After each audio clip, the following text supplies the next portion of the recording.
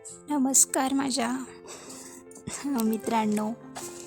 आज एका नवीन टॉपिकवर आपण बोलणार आहोत किंवा त्याच्याबद्दल मी तुम्हाला सांगणार आहे.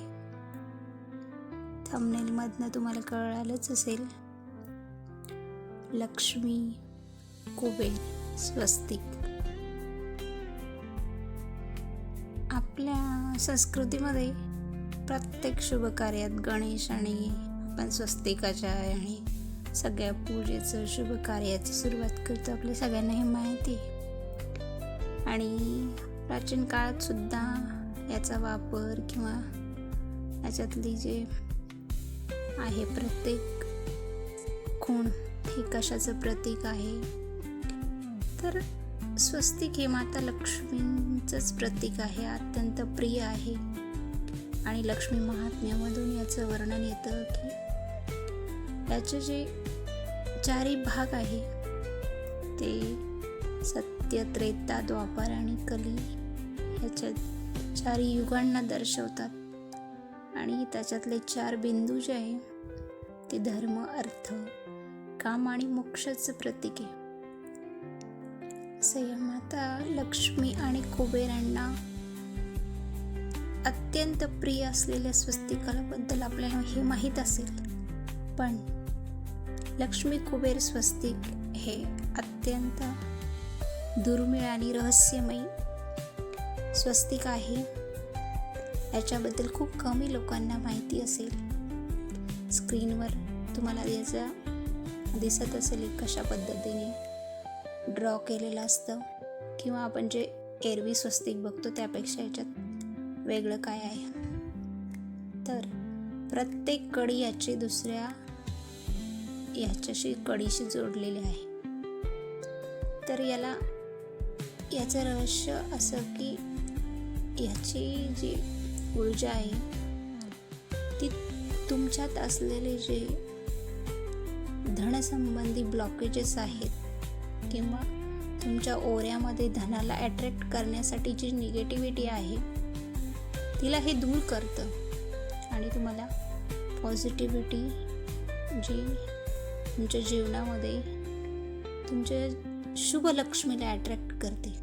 लक्ष्मी ही नेहमी 2 प्रकारची असते, शुभ लक्ष्मी, स्थिर लक्ष्मी आणि दुसरी आपल्या सगळ्यांना माहिती आहे माता लक्ष्मीची बहीण.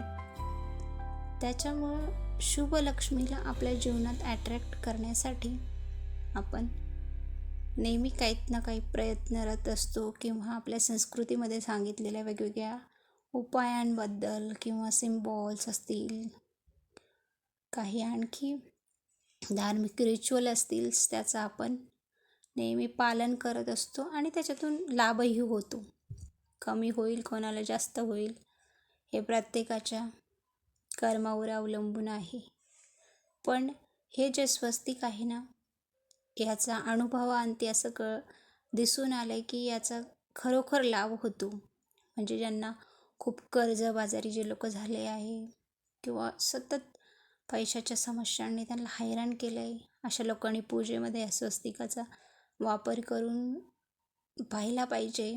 आणि कुठली गोष्ट जेव्हा आपण पूर्ण असं मनापासून तिच्यावर श्रद्धा ठेवतो ना, तेव्हाच ती कार्य करते. तेव्हा आपली फ्रिक्वेन्सीसुद्धा त्या गोष्टीशी कनेक्ट होते आणि त्यावेळेसच त्याच्यातली जी पॉझिटिव्ह ओरा किंवा जी दैवी शक्ती आहे ती आपल्याला मिळते.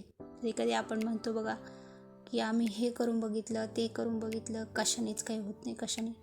त्यावेळेसचे आपले जे शब्द असतात ना, कशानेच काही होत नाही, हे आपल्या ओराच्या फ्रिक्वेन्सीला आणखी खराब करतात. आपला ओरा जो आहे ना, तो हा नेहमी पॉझिटिव्हिटीनेच बनलेला पाहिजे. बाहेर परिस्थिती कशी असो, पण आतमधून आपले विचार जर पॉझिटिव्ह असतील तर गोष्टींना ते ॲटोमॅटिकली पॉझिटिव्ह गोष्टींना आपल्याकडं खेचून आणतात. तसंच हे कमालीचं धनवर्षा करणारं हे लक्ष्मी कुबेर स्वस्तिक आहे. याचं जे पूज्य गुरुदेव भगवानांनी आम्हाला सांगितलेले आहे फायदे, आम्हालाही त्याच्यापासून लाभ झाला आणि खरोखर तुम्हालाही लाभ हो असं मला वाटलं म्हणून हा विषय मी आज तुमच्यासाठी घेऊन आलेला आहे. तर असं हे लक्ष्मी आणि कुबेर भगवानांचं जे लक्ष्मी कुबेर धनवृक्षच थोडक्यात याला म्हणतात, पण याच्यात स्वस्तिकाचं हे असल्यामुळं काही लोक याला लक्ष्मी स्वस्तिकसुद्धा म्हणतात. पण थोडक्यात हा धनाचा वृक्ष आहे. त्याचं पूजन ॲज अ ड्रॉ करून तुम्ही करू शकता. तुम्हाला देवघरात करा, घराच्या पश्चिम दिशेला जर लावलं तर आणि याचं पूजन केलं तर खूप लाभ होतो. आणि करून बघायला काहीच हरकत नाही. छोटे छोटे गोष्टी असतात, केल्याने आपल्याला फायदाच होतो आणि धर्माचं पालन केल्याने कधी कोणाचं नुकसान होत नाही. आणि ज्या गोष्टीचा आपल्याला थोडाफार विश्वास बसला तर मनुष्य निश्चित त्याच्याकडे वळतो, हे पण तितकंच खरं आहे. तर तुमचाही जर याच्यावर विश्वास बसला असेल, तुमच्याही अंतरंगातून असं काही आवाज येत असेल की आपणही हे करून बघायला काही हरकत नाही, तर निश्चित तुम्ही अशा प्रकारे स्वस्तिक बनवून त्याचं पूजन किंवा त्याची रांगोळीसुद्धा तुम्ही काढू शकता दरवाजात. हे तुमच्या घरात स्थिर लक्ष्मी आणि शुभलक्ष्मीला घेऊन येतं. याच्यावर माझा तरी पूर्ण विश्वास आहे आणि गुरुजन वर्गांचा सुद्धा विश्वास आहे. तर अशा या आगळ्या लक्ष्मी कुबेर स्वस्तिकाचा तुम्ही लाभ घ्या. आणि तुम्हाला माहिती जर इन्फॉर्मेटिव्ह वाटली किंवा काही जरी आवडलं तर प्लीज आमच्या चॅनलला सबस्क्राईब करा.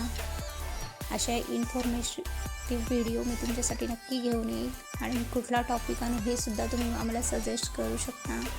स्वामींच्या कथांविषयी आणखी कुठला टॉपिक किंवा तुम्हाला कोणत्या विषयावर माहिती हवी असेल तर आम्हाला नक्की कमेंट करा. तुमच्या कमेंटवर आम्ही नक्की रिप्लाय देण्याचा प्रयत्न करू आणि प्लीज आम्हाला सपोर्ट करू शकता. Thank you so much. माहिती जर आवडली तर लाईक प्लीज करा आमच्या चॅनलला.